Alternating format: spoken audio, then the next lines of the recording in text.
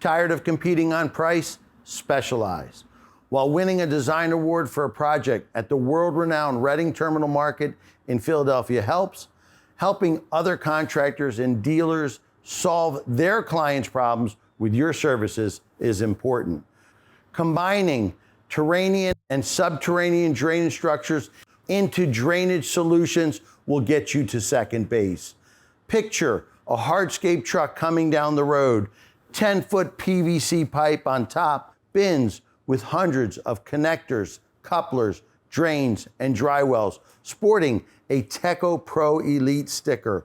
Here's Steve with Lisk Landscape Design. Let's ask him how he's done it. Hi guys, how you doing? Hey. How are you? All right, I have a couple questions for you if you have a minute. Sure. First of all, your partnerships, like with Benita Cooper Design, are very important to your business model. Tell me a little bit more about that. I think we would agree architecture and construction is the ultimate team sport. Buildings and projects are only as good as the things we choose to build them with, and also the relationships we build along the way. Absolutely. This is a cornerstone of the business you built, these partnerships, correct? Yes. Okay. Now, whether we're talking about a kitchen or a boardroom table, getting these jobs to come to fruition, with segmental permeable pavement and drainage and all those things, sometimes takes a submittal process. Describe that to me. Yeah, so the submittal process could be pretty intense. For this particular installation, we had to submit a topographic survey and a grading plan in order to get approved for all the pavers. These pavers are permeable and were maxed out on lot coverage.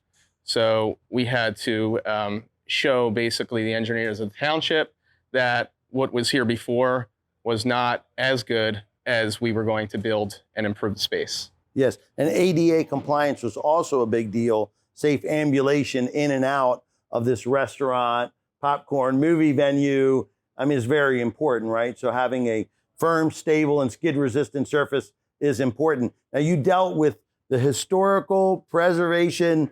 Tell me a little bit about how you got them submittal information to get this job to fruition. Yes, even before we applied for building permit approval, we had to get approval from the planning committee, zoning committee, and historic preservation committee. We had to show them this vision of having this indoor-outdoor gathering space is historically appropriate to the character of this very historic small town.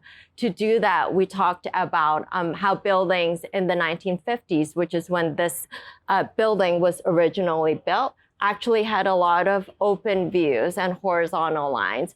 We talked about how a proposal of a large sign would actually cohere the small street and was in scale proportionate to the intricacies of the historic town. That's very cool. I can't wait to see what this partnership comes up with next. Thanks for your time. Absolutely. Thank you.